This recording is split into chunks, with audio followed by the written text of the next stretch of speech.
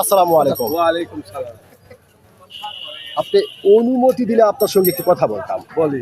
অসংখ্য ধন্যবাদ আপনাকে কথা বলার সুযোগ করে দেওয়ার জন্য। আচ্ছা, তো সর্বপ্রথমে জানতে চাচ্ছি আপনি কেমন আছেন? ভালো। ভালো আছেন। আলহামদুলিল্লাহ যে আল্লাহ পাক আপনাকে ভালো রেখেছে। তো আপনার নামটা জানতে পারি? আলী আজম সাথী। আলী আজম সাথী।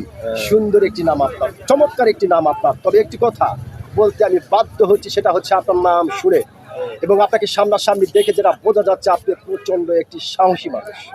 আপনি যে প্রচণ্ড একটি সাহসী মানুষ সেটা কিন্তু আপনাকে দেখেই বোঝা যাচ্ছে। তো আপনি কি ভোটার হয়েছেন? হ্যাঁ? ভোটার হয়েছেন? ভোটার তো হবো ভাই।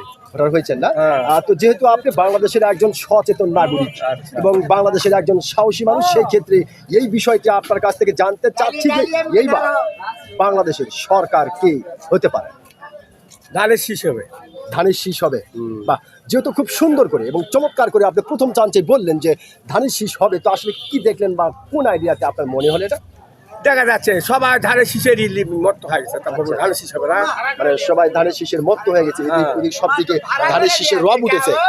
অসংখ্য ধন্যবাদ আপনাকে, অত্যন্ত সাহসিকতার সহিত আপনি কথাটি বলেছেন। যার কারণে কিন্তু আমি আপনার নাম শোনার পরে বলেছিলাম কিন্তু আপনি সত্যিকারের একজন সাহসী মানুষ। আপনি কিন্তু আপনার সাহসিকতার পরিচয় দিয়েছেন। অসংখ্য ধন্যবাদ আপনাকে।